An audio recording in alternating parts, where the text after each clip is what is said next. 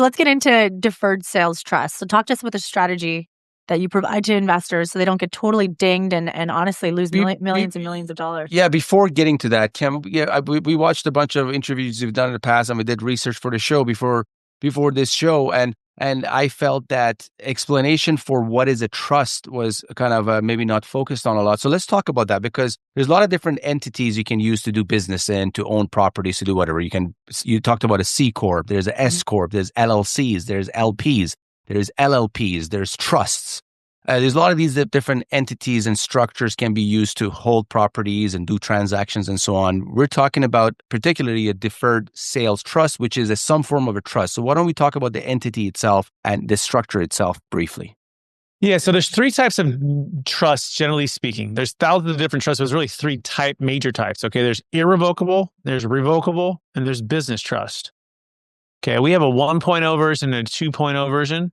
Most 95% of our deals are 1.0, and that's with a business trust. A business trust is kind of like a LLC. It's kind of like a C corp, okay? But it's a trust. But it files typically a C corp tax return, and it's a accrual method. There's a number of reasons for this that make it more efficient and more effective. But understanding that there's different trusts and different things. You might have a living trust. That's a revocable trust that helps you to pass through probate without having to have your assets, with a court, and make sure your kids go to the people you want to take care of, right? So that's a revocable living trust. It has a specific type of outcome that you want. Our deferred sales trust is a business trust, okay, that's partnered with an installment sale method, 453 installment sale reporting, which is a seller carryback. The specific purpose is to defer capital gains tax and defer some income tax, right? And open up total flexibility for investing in any asset, any kind, at any time. And that's, so I'm not sure how much more you want to go into that, August, but really just, I think the important part is trust. Yeah, it's a business trust, and it's third party to you. You're selling it to the trust owes you back the money. This is how it works. And this is why it works, because 20, 30, 40, or 50% of the funds is the government's money, but the government says, I'll give you a 0 interest loan on the funds, as long as they're invested into the economy of some sort. Stocks, bonds, mutual funds, real estate debt, passive active deals, whatever you want, whenever you want. They want to incentivize the movement of funds to stimulate the economy, right? To create more jobs, to actually create more tax revenue. That's the nature of why people, why we have 1031s and IRAs and 401ks and deferred sales trust, right? So if you really want to dig into that, they're the biggest winners on this. Otherwise, August, Ava, or Brett, we wouldn't sell our assets if we didn't have to pay all this tax.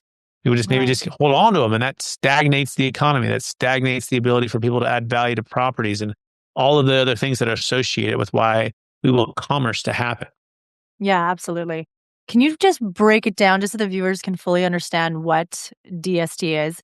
Break it down just like step by step, maybe do a case study on how it would work if somebody was to sell a property for 10 million, let's say. So actually what we should do is let's come up with an exercise. We talked about $1 million property, clear title being sold, and you have $1 million in gains, but that assumes if you bought the property for $1. But who's the best client? Who's the perfect client for this strategy? Like, are they selling a business or a piece of real estate? Both, either or. It doesn't really matter what they're selling. The question is what's their dream, August, right? What are they trying to achieve?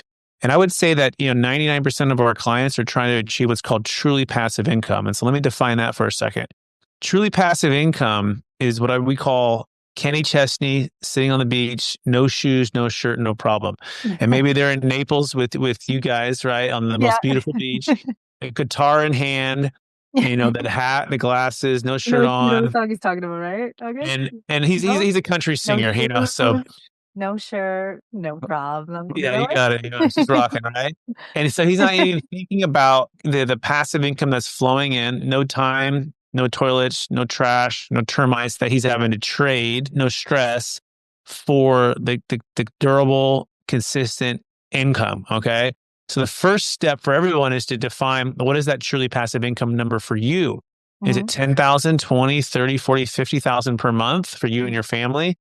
And if you can achieve that, what kind of freedom does it unlock for you and your family? But also what kind of impact does it make for some of the most vulnerable people in this world, right? That you care about or causes that you care about. And so we get really, really clear on families' mission, vision, values. and what's meaningful for them, what's meaningful for their wealth, not just their financial wealth, but their wealth of their family, relationships, spiritual wealth, all of these things, right? And then we get really clear on that. And then we dive in like a laser and say, how do we unlock truly passive income for you? And you say, okay, you have this $10 million asset and you have a zero basis. And you get to that zero basis by depreciating. It's just like multifamily, 27 and a half years, you're depreciated. So you're fully depreciated, right? And then you go to sell. And then when you go to sell, you're going to get crushed with the tax. But instead, we can obviously defer that tax and then invest it into, we like to do passive real estate investments. Probably like what you guys like to do too, right? Or different investments. You can be active or passive. Like you can be an entrepreneur or you can be retired. So you're not stuck into one or the other. But then we started doing double-digit cash-on-cash return. And so someone might have an ROE of about $200,000 or $300,000 or $400,000 on a $10 million per year. They now have $900,000 to $1 million per year. We've doubled or tripled their cash-on-cash return. They have all this excess margin of cash flow flowing in, and they don't have to try to need more time, toilets, trash, termites, anything for that. And so we say that truly passive income is to your freedom and impact as compounding interest is to your money. And once you grasp that and you focus like a laser on achieving that, the big domino falls over and the rest of it either becomes irrelevant or it solves itself. We think the biggest mistake that investors or real estate owners or entrepreneurs make is not getting crystal clear on that mission, vision, values, that truly passive income number, and then doing everything they can to achieve that within a 2 to 3 year period of time. And then it frees up everything else to just work for impact. And that's what really changes the game for us when we figure that out. And so that's the first thing I would say to start with. And then from there we can really design it out.